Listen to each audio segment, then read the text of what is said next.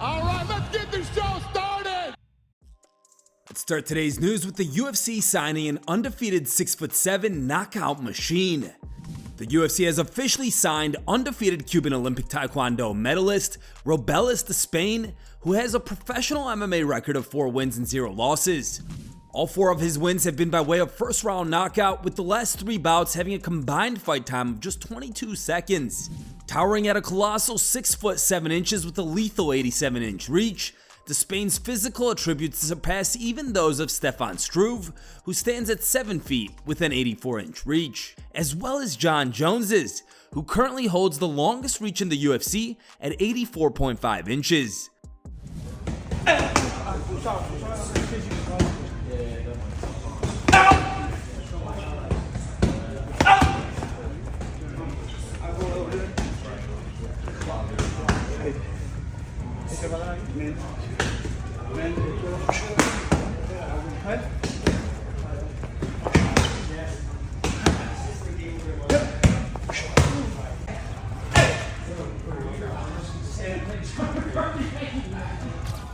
The 35-year-old Despaign has joined the UFC's heavyweight roster following an unbelievable 4-second knockout of Miles Banks at Fury FC 84 this past Sunday in Houston.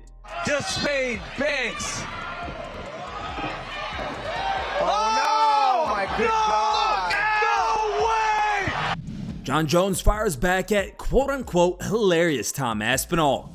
After defeating Sergey Pavlovich and earning himself the UFC interim heavyweight belt, Aspinall called for Jon Jones to be stripped of the heavyweight title that Bones won back in March when he made quick work of Cyril Gane. He said Jones should give up his title because that's what everyone else does when they get injured like that. Now, Jones fired back, tweeting, "I've faced the absolute toughest competition this world had to offer for 15 years now. During camp for a total defense, I sustained a major injury that required surgery for the first time in my career. Now I have newcomers requesting I get my championship stripped, 0 wins over legends, 0 title defenses, and already thinking you can call the shots to Dana? That's hilarious. In my 15-year career, I have seen so many guys who are supposed to be the next big thing. There's ever only been one Jon Jones. Never forget that." Tom replied, "You're right. Sorry, John."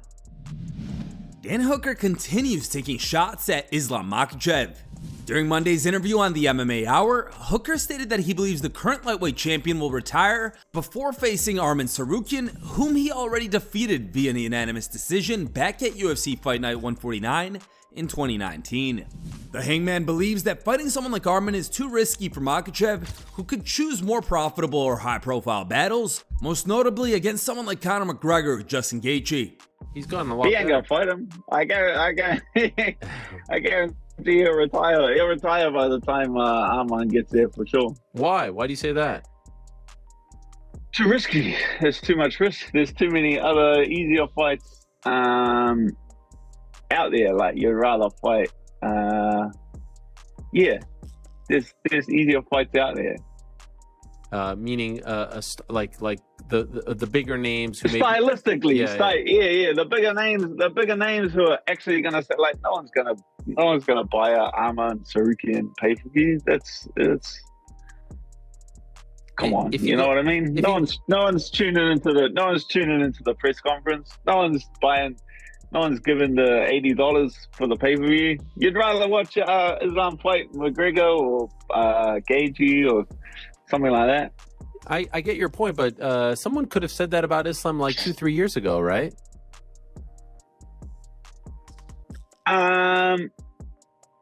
I think you could have said it before they started getting all that money, before they started getting the UAE money. Now you can't say it. Now they got too much. Now they got deep pockets. I think before the deep pockets came into play, but now they got deep pockets. Hooker's statement implying that Makhachev may choose to retire rather than face Arman in a rematch sparked a ton of backlash from MMA fans. One fan wrote, "Still crying that Islam finished him in the first?" Dan basically saying Volk was an easy fight by this logic. Dan the loser, still salty that Islam made a quick work of him and beat his midget boyfriend twice, laughing emojis. Retire before fighting a guy he already beat? LOL, this camp might be full of delusion. Islam already beat him, bro, 30-27. He's still salty over the fact that he turned down fighting Arman, and now Arman is higher ranked than him and seeing way more success than he ever has. He should be lucky that he had a good ref when he fought Islam. That arm could have snapped. Hooker's still trying to comprehend how easily Islam handled him. Bro has done everything he can to discredit Islam. Volk is the toughest fight for him, and he got Volk out of there twice. Arman would get finished in the rematch. Islam is the second best lightweight ever. GIGA CHIKADZE is out for UFC 296. One of the top fights planned for UFC 296 will no longer be happening now that GIGA CHIKADZE will not be clashing against Josh Emmett. CHIKADZE suffered a rough groin injury and is out for the featherweight bout. He took to X posting the moment he suffered the torn groin. It's currently unclear whether his opponent Emmett will remain on the card.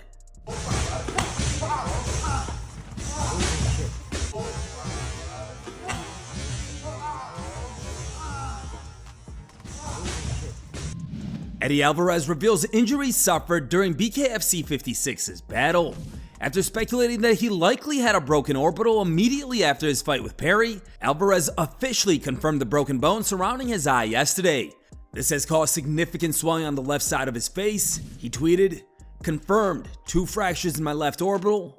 One was a refracture. Would have been a thing of beauty to close out the show for the fans. I felt great. This game is wild and unpredictable as can be. It's why I love it. The show goes on. Love you guys." Followed up with, "Just watch this fight. Platinum Perry, lucky you broke my face because I was carving your big ass up. Until we meet again, solid rumble, my man. Platinum 1, UGK 0. Michael Bisping blasts referee Kerry Hatley over Green vs. Turner late stoppage. Jalen Turner ultimately walked away with a first round knockout over Bobby Green in his return to the octagon last Saturday night, although it was referee Kerry Hatley's horrifically late stoppage that drew the most amount of attention following the co-headlining bout, which left many fighters calling for accountability because of Hatley's dangerous mishandling of the situation. Speaking on his BYM podcast, Bisping chimed in on the topic, blasting the referee for the controversial late stoppage decision. Hear it from the Count himself. Bobby Green and Jalen, they've got personal history. They kind of know each other. They're from the Dino, which is short for San Bernardino. So they weren't overly thrilled, I think, on fighting one another. Certainly like this. But regardless, we knew the fight was going to be good. Bobby Green went out there, fought the way that he always fights. Hands low, slick striker, all the rest of it. But Jalen Turner, I've said this for quite some time. He is something special. The way that he strikes, the speed that he has, and the power. And 6'3" at lightweight. And if you look at the fight with Mateusz Gamrot, very good at anti-wrestling as well. Lost the fight, but still, you know what I mean? It was a close split decision. But the way he knocked him out, the beautiful right hand, kind of connects with the temple. Bobby Green goes down. Here we go. Let's take a look at it. Slips him, catches him with the right, wobbles him, follow-ups again. And now look at this. Oh, it's over. Makes me sick. The fight, it's done. What is the referee waiting for? Especially those last two. Those last two are the worst. And as I said, Jalen's powerful, man. So he's sitting up, he's postured up all the way. He's raining down blows as hard as he can, right? I think there was probably 9 or 10 unnecessary punches there. Here's today's top 3 memes. Third place was found over Instagram and was posted by a user named as Shopped As It Gets. Second place meme was found over X and was posted by a user named FightWave. And the top picked meme was found over Reddit and was posted by a user named Abdullah20. Thanks for watching. If you like the content, smash that like button and don't forget to subscribe to stay in the talk.